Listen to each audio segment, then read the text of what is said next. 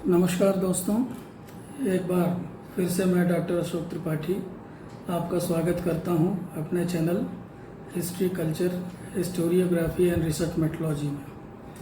मित्रों, आज जिस टॉपिक पे हम चर्चा करने जा रहे हैं वह बड़ा ही महत्वपूर्ण टॉपिक है और उसके ऊपर तरह तरह के विचार व्यक्त किए जाते रहे हैं विभिन्न इतिहासकारों द्वारा। आज का जो टॉपिक है वो है 1857 के विद्रोह का स्वरूप। मित्रों, 1857 के विद्रोह के कारणों के बारे में तो हम लोग बहुत कुछ पढ़ते हैं, बहुत कुछ जानते हैं, बहुत सारे कारण हैं उसके, लेकिन जहाँ तक उसका स्वरूप है, उसका नेचर क्या था, उसका स्वरूप क्या था, उसको लेकर के विद्वानों में काफ़ी मतभेद है। तरह तरह के मत इसके विषय में दिए जाते हैं और तो हम आज इन्हीं मतों का परीक्षण करेंगे। तो जहाँ तक 1857 के विद्रोह के स्वरूप का प्रश्न है, इसमें हम दो तरह की विचारधाराएं देखते हैं। एक तो जो ब्रिटिश इतिहासकार थे या ब्रिटिश अधिकारी थे जो कि 1857 की क्रांति से सीधे सीधे जुड़े हुए थे और आगे चल कर के कुछ ब्रिटिश इतिहासकारों ने भी 1857 के विद्रोह के विषय में अपना मत दिया। दूसरे हमारे भारतीय इतिहासकार हैं, हमारे भारतीय इतिहासकारों का क्या मत है इसके विषय में, तो इन सब मतों का हम परीक्षण करेंगे। तो जैसा कि मैंने कहा कि जहाँ तक 1857 के विद्रोह के स्वरूप का प्रश्न है, तो अधिकांश जो ब्रिटिश इतिहासकार हैं उन्होंने इसे सिपाही विद्रोह की संज्ञा दी है। उन्होंने इसे सिपाही विद्रोह सिद्ध करने का प्रयास किया है।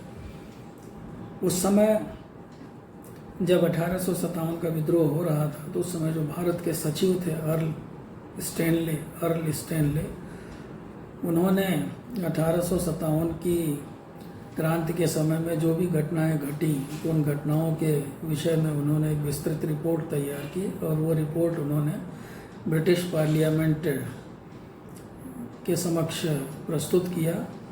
और इस रिपोर्ट में उन्होंने 1857 की क्रांति जिसे हम कहते हैं उसको उन्होंने सिपाही विद्रोह का नाम दिया।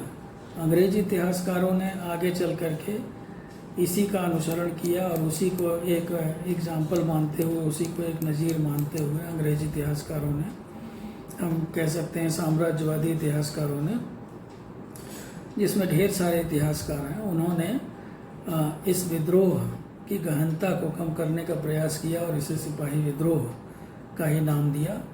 अब इस विद्रोह का वर्णन जो यूरोपीय इतिहासकार हैं या हम कह सकते हैं ब्रिटिश इतिहासकार हैं, उन्होंने सिपाही विद्रोह कहा, जो कि हमारे भारतीय इतिहासकारों को भ्रामक लगता है। उनका ये कहना है कि इस विद्रोह की जो जड़ें थी वो कहीं अधिक गहरी थी। ईसाई मिशनरी तथा इवेंजेलिकल विचारधारा से जो प्रभावित लेखक थे, उन्होंने इसका जो विवरण दिया है वो दूसरे तरीके से दिया है। उन्होंने जो है इस विद्रोह को ईश्वर द्वारा भेजी गई विपत्ति के रूप में किया है, जैसे मतलब ये कोई दैवीय घटना थी। उन्होंने यह सिद्ध करने का प्रयास किया है, क्योंकि उनका ये कहना था कि ईस्ट इंडिया कंपनी के प्रशासन ने भारतीय प्रजा को ईसाई नहीं बनाया। जो आप पढ़ते आ रहे होंगे, एक थियरी चलती थी वाइट मैन्स बर्डन, कि वो ईसाई मिशनरियाँ यहाँ इसलिए आई थी कि वो असभ्यों को सभ्यता सिखाने आई थी। जो हम जैसे लोग थे, जो भारतीय लोग थे, वो अंधकार में डूबे हुए थे, तो हमें प्रकाश दिखाने आए थे, ऐसा उनको ईश्वरीय आदेश था। तो उनका ये कहना था कि हम उस आदेश को पूर्ण करने में सफल नहीं हुए, भारतीयों को ईसाई नहीं बना पाए, इसलिए ये ईश्वर द्वारा भेजी गई एक विपत्ति थी। तो ये इस समस्या को जनरलाइज करना है, इसका सामान्यकरण करना हो गया। 19वीं शताब्दी के अंतिम दशक में साम्राज्यवादी दृष्टिकोण से प्रभावित लेखकों ने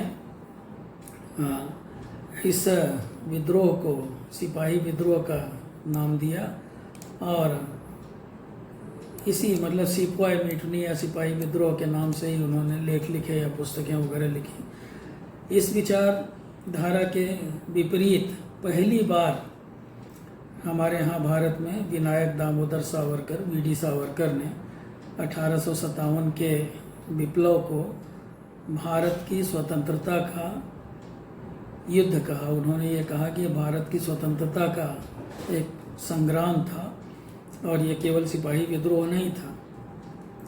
ब्रिटेन के प्रधानमंत्री जो और वहाँ के ब्रिटेन के बहुत प्रसिद्ध नेता डिज़रायली ने इस विद्रोह का स्वरूप पहचान लिया था और उन्होंने 27 जुलाई 1857 को हाउस ऑफ कॉमन्स में बोलते हुए इस विद्रोह को एक राष्ट्रीय विद्रोह की संज्ञा दी थी। उनका एक ये कहना था कि ये केवल सिपाही विद्रोह नहीं था बल्कि इसकी धमक या इसकी गूंज जो है वो पूरे भारत में सुनाई दे रही थी। इसी प्रकार से लॉर्ड एलन बरो ने इसे विधिपूर्वक युद्ध कहा।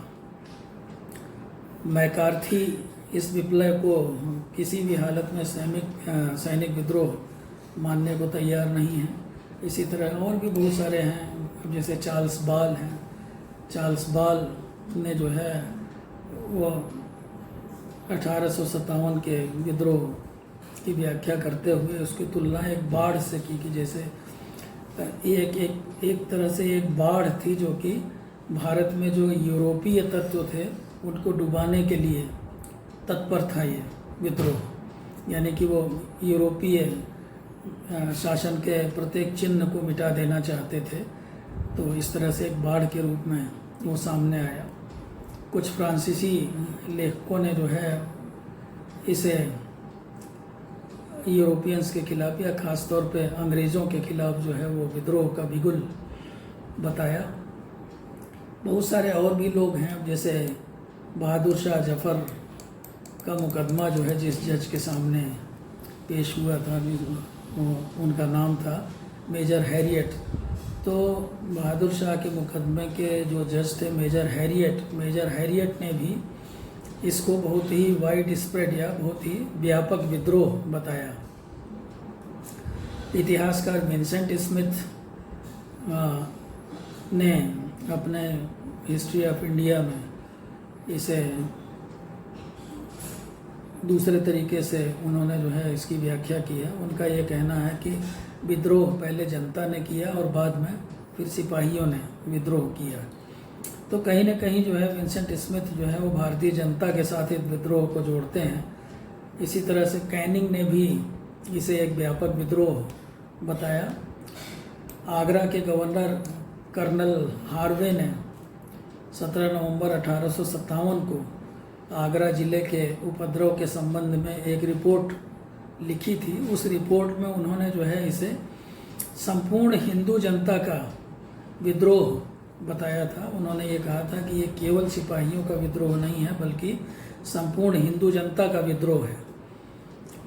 डॉक्टर ताराचंद के अनुसार, जिन्होंने भारतीय स्वतंत्रता आंदोलन का इतिहास लिखा है 4 भागों में, आप लोग देखिए बहुत अच्छा इतिहास है, उसमें उन्होंने 1857 के विद्रोह का संभवतः दूसरे भाग में है जो, उसमें वो कहते हैं कि 1857 का विद्रोह मध्ययुगीन व्यवस्था का अपने को बचाने और अपनी खोई हुई मर्यादा को पुनः प्राप्त करने का अंतिम प्रयास था। तो डॉक्टर ताराचंद ये मानते हैं कि मध्यकालीन व्यवस्था जो कि नष्ट हो रही थी, समाप्त हो रही थी, वो एक बार फिर से उसको रेस्टोर करने का या फिर से उसको पुनः स्थापित करने का एक प्रयास किया गया इस विद्रोह के द्वारा। 1857 में आप देखें कि 1857 का विद्रोह जो है इस तरह से हम ये देखते हैं कि कोई इसे सिपाही विद्रोह कहता है और कोई इसे व्यापक विद्रोह कहता है। 1957 में स्वतंत्र भारत में 1857 ईस्वी की क्रांति की पहली शताब्दी मनाई गई और इस शताब्दी समारोह के दौरान भारत सरकार की तरफ से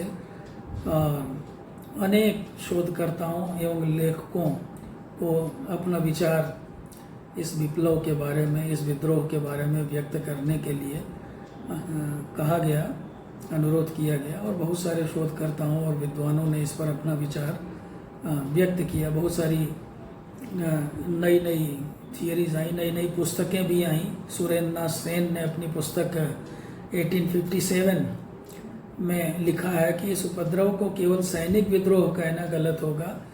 इसका आरंभ अवश्य ही सेना से हुआ था, लेकिन ये केवल सैनिक विद्रोह नहीं था। इसी तरह से प्रसिद्ध इतिहासकार आरसी मजूमदार, रमेश चंद्र मजूमदार, जिन्होंने एक बहुत अच्छी पुस्तक लिखी the sepoy mutiny and the revolt of 1857, तो इस पुस्तक में डॉक्टर रमेश चंद्र मजूमदार ने इस विप्लव को सैनिकों का एक विद्रोह बताया।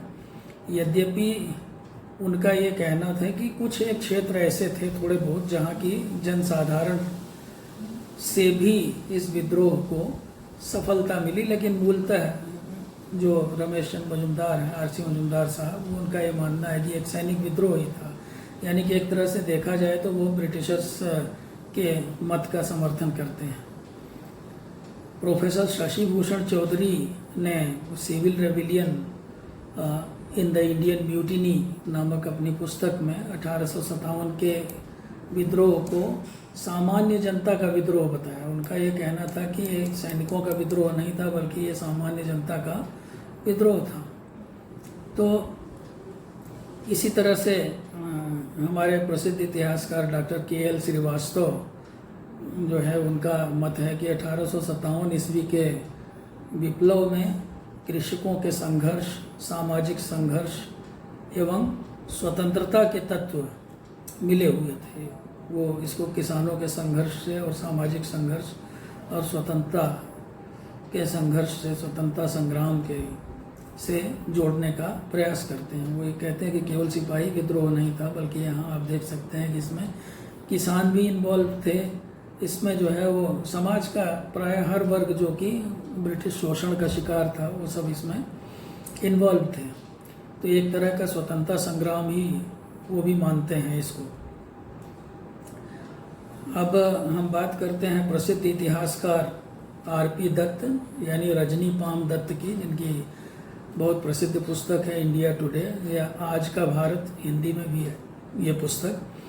तो आज का भारत में उन्होंने लिखा है कि 1857 का विद्रोह बुनियादी तौर पर पुराने दकियानूस एवं सामंती शक्तियों तथा वो कहते हैं कि पदच्युत राजाओं द्वारा अपने अधिकारों एवं विशेष सुविधाओं की मांग के लिए किया गया विद्रोह था।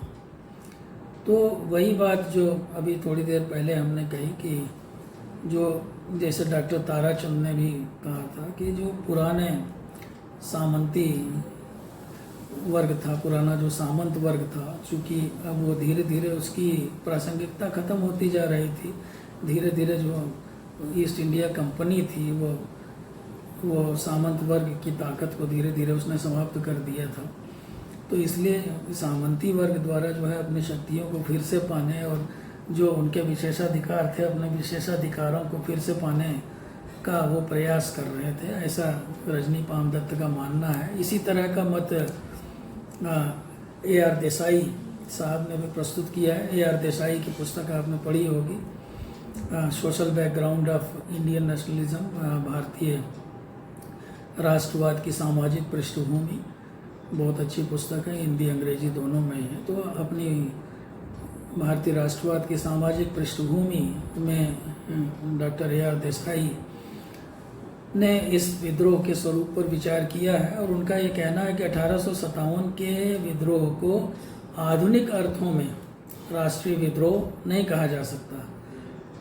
उनका ये कहना है कि इसके पीछे जो भावनाएं काम कर रही थीं वो विदेशियों के खिलाफ थी, किंतु इस विद्रोह का कोई निश्चित स्वरूप नहीं था। अब उनका ये कहना है कि सामंती शक्तियाँ और देशी रजवाड़े और जो तो वो लोग क्या कर रहे थे कि वो लोग ये कोशिश कर रहे थे कि ब्रिटिश शासन के पहले, यानी कि हम कह सकते हैं कि उत्तर मध्यकाल में जो सामंतवादी व्यवस्था, जिसे हम कह सकते हैं कि प्राक ब्रिटिश व्यवस्था जो भारत में विद्यमान थी, तो उसी व्यवस्था को फिर से वापस लाने का प्रयास 1857 के विद्रोह के द्वारा किया जा रहा था। तो ये भी AR देसाई और रजनी पामदत्त जो है, इनकी वामपंथी विचारधारा है, और उन्होंने अगर देखा जाए तो दोनों के मत एक जैसे ही हैं। अब यहाँ प्रश्न उठता है कि जनता ने इस विद्रोह में कब भाग लिया। मतलब जो आम आदमी था, आम आदमी ने इस विद्रोह में कब भाग लेना शुरू किया? विद्रोह के पहले उन्होंने भाग लिया, अथवा विद्रोह के प्रारंभ होने के बाद उन्होंने भाग लिया, या विद्रोह के समाप्त होने के बाद उन्होंने भाग लिया? तो यह प्रश्न बड़ा विवादास्पद है। डॉक्टर रमेश चंद्र मजूमदार का विचार है कि जनता का विद्रोह उस समय हुआ जब अंग्रेजी प्रशासन या ब्रिटिश प्रशासन सैनिक विद्रोह के फलस्वरूप समाप्त हो चुका था। यानी जहाँ जहाँ सिपाहियों ने अपना वर्चस्व स्थापित कर लिया, तो उन स्थानों पर जनता का विद्रोह हुआ, ऐसा हम कह सकते हैं कि डॉक्टर रमेश चंद्र मजूमदार का मानना है। लेकिन डॉक्टर शशिभूषण चौधरी के अनुसार विभिन्न स्थानों पर उनका ये कहना है कि जनता ने पहले विद्रोह किया और सेना ने बाद में विद्रोह किया। तो अंग्रेजी सत्ता का भारत के विभिन्न भागों से समाप्त किया जाना सैनिक विद्रोह पर कम और साधारण जनता के विद्रोह पर अधिक निर्भर करता था, ऐसा डॉक्टर शशिभूषण चौधरी का मानना है। तो इस आधार पर वे इसे केवल सैनिक विद्रोह नहीं मानते हैं। उनका ये कहना है कि कुछ समकालीन ग्रंथों के आधार पर यह बताया गया है कि अंग्रेजों ने स्वयं इसे, बहुत सारे अंग्रेज अधिकारी थे, बहुत सारे अंग्रेज लेखक थे जो कि खुद ये मानते थे कि यह सामान्य जनता का विद्रोह था, तो इसलिए इसे केवल सिपाही विद्रोह कहना उचित नहीं है। और जनता ने इसमें पहले भाग लिया, बाद में फिर सिपाही भी काफ़ी एक्टिव हो गए, काफ़ी सक्रिय हो गए। तो डॉक्टर मजूमदार ने विद्रोह के स्वरूप के निर्धारण में कुछ और बातें कही हैं। उनका ये कहना है डॉक्टर मजूमदार का कि बहुत सारे जो भारत के जो नेता थे 1857 के विद्रोह के, जैसे बहादुर शाह, लक्ष्मीबाई, नाना साहब, कुंवर सिंह इत्यादि जो नेता थे, तो डॉक्टर रमेश चंद्र मजूमदार का ये कहना है कि 1857 के विद्रोह के स्वरूप के निर्धारण में, उसकी प्रकृति के निर्धारण में इन सभी नेताओं के व्यक्तिगत स्वार्थ जो थे वो अधिक निर्णायक थे। लेकिन डॉक्टर चौधरी ने उनकी इस बात का खंडन किया है। उन्होंने बखूबी उनकी बात का प्रत्युत्तर दिया है। उनका ये कहना है कि अत्यधिक प्रसिद्ध नेता जिनका नाम लिया उन्होंने, कि जो ये नेतागण थे, ये नेतागण जो थे वो तो बाद में जुड़े। तो उनका ये कहना है कि 1857 की क्रांति के स्वरूप को निर्धारित करने के लिए इन नेताओं के स्वार्थों को जिम्मेदार ठहराना जो है वो ठीक नहीं है। उनका ये कहना है इससे हम तथ्यों की अनदेखी करते हैं। तो उनके व्यक्तिगत स्वार्थों का विद्रोह के प्रारंभ करने में कोई योगदान नहीं था, ऐसा मानना है डॉक्टर शशिभूषण चौधरी का, कि विद्रोह के प्रारंभ करने में इसका कोई योगदान नहीं था। 1857 के विद्रोह के सही स्वरूप को समझने के लिए हमें विश्व की कुछ दूसरी क्रांतियों पर भी ध्यान देना पड़ेगा। दुनिया में बहुत सारी क्रांतियां हुई, फ्रांस में क्रांति हुई, रूस में क्रांति हुई, उसके पहले अमेरिका में क्रांति हुई थी। तो इन क्रांतियों का जब हम अध्ययन करते हैं तो हम ये देखते हैं कि किसी भी क्रांति का लक्ष्य क्या होता है, किसी भी क्रांति का लक्ष्य क्या होता है, और उसी लक्ष्य से उस क्रांति के स्वरूप का निर्धारण किया जा सकता है। अब जैसे अगर हम हम ये देखते हैं कि कोई भी क्रांति होती है तो उस क्रांति की जो राष्ट्रीय स्मृति में उस क्रांति की छाया क्या रह जाती है, वो क्रांति जो है किस रूप में लोग याद करते हैं, यानी कि जनमानस में उस क्रांति को किस प्रकार से देखा जाता है, इन बातों पर भी हमें विचार करना चाहिए। अब जैसे उदाहरण के लिए हम फ्रांस की क्रांति को लें तो फ्रांस की क्रांति क्यों हुई थी? फ्रांस की क्रांति इसलिए हुई थी कि वहाँ निरंकुश राजतंत्र था जो कि आम जनता का शोषण करता था, उसे मध्य वर्ग का सहारा मिला। तो फ्रांस की क्रांति में हम ये देखते हैं कि वो एक तरह से सामंती वर्ग और जो शोषक वर्ग था, जो निरंकुश राजतंत्र था, वो उसको समाप्त करने के लिए फ्रांस की क्रांति हुई थी। लेकिन आगे चल कर के हम क्या देखते हैं कि फ्रांस की क्रांति ने राष्ट्रीयता की भावना को जन्म दिया। उन्होंने स्वतंत्रता, समानता और भ्रातृत्व की भावना को जन्म दिया। और आगे चल कर के हम देखते हैं कि फ्रांस में प्रजातंत्र की स्थापना हुई। तो फ्रांस की क्रांति को हम इसलिए नहीं याद करते हैं कि वो निरंकुश राजतंत्र के खिलाफ क्रांति हुई थी, बल्कि इसलिए याद करते हैं कि उसने राष्ट्रीयता की भावना को जागृत किया, जिसके फलस्वरूप आगे चल कर के हम देखते हैं कि 1830 में, 1848 में यूरोप में के तमाम देशों में क्रांतियाँ हुई। प्रतिक्रियावाद के खिलाफ जो है राष्ट्रीय भावना बल पा रही थी, जोर पकड़ रही थी। तो राष्ट्रीयता और प्रजातंत्र का जनक मानते हैं फ्रांस की क्रांति को। हम जो है उसको इक्वलिटी, लिबर्टी और फ्रेटर्निटी जैसे सिद्धांतों को लागू करने वाला मानते हैं। तो विद्रोह के नेताओं को अगर हम, एक महत्वपूर्ण प्रश्न यह है कि विद्रोह के नेताओं का अंग्रेजों के प्रति दृष्टिकोण क्या था। और इसमें कोई संदेह नहीं है कि वे अंग्रेजों को देश से बाहर करना चाहते थे, क्योंकि अंग्रेज जो है वो शोषण कर रहे थे पूरे देश का, किसानों का शोषण कर रहे थे। हमारे यहाँ किसानों की स्थिति बहुत असहाय हो गई थी, गरीबी और भुखमरी हो रही थी, अकाल पड़ रहे थे, तो बहुत बुरी स्थिति हो गई थी। और भारत का धन जो था वो विदेशों में जा रहा था, तो इसलिए अंग्रेजों को अच्छी नज़र से नहीं देखते थे जो हमारे नेता थे। तो डॉक्टर ताराचंद के अनुसार विद्रोहियों को संगठित करने वाला जो एकमात्र तत्व था वह था विदेशी शासन को समाप्त करने की भावना। तो सबके अंदर यही भावना थी कि विदेशी शासन समाप्त हो जाएगा तभी हमें अपने कष्टों से छुटकारा मिल जाएगा, और इस लक्ष्य की प्राप्ति के लिए ही ये संघर्ष हुआ, ये विद्रोह हुआ, ये विप्लव हुआ। और इसी की सुरक्षा के लिए यह संघर्ष 1857 ईस्वी के अंत तक चलता रहा। डॉक्टर मजूमदार का यह कथन सही नहीं प्रतीत होता है कि सामान्य जनता का अंग्रेजों के प्रति दृष्टिकोण सहानुभूतिपूर्ण था। वो ये कहते हैं कि सामान्य जनता का दृष्टिकोण अंग्रेजों के प्रति सहानुभूतिपूर्ण था, जो कि सही नहीं है। अंग्रेज अधिकारियों का सामान्य निहत्थी जनता के प्रति निर्मम और कठोर व्यवहार, वो आप कह सकते हैं कि जिसका प्रतिशोध लेना चाहती थी जनता। तो अंग्रेजों ने जो उनके प्रति कठोर व्यवहार किया था, जो उनका शोषण किया था, जो उन पर अत्याचार किया था, तो उसका वो प्रतिशोध लेना चाहते थे। तो डॉक्टर सेन ने एक स्थान पर लिखा है कि जो संघर्ष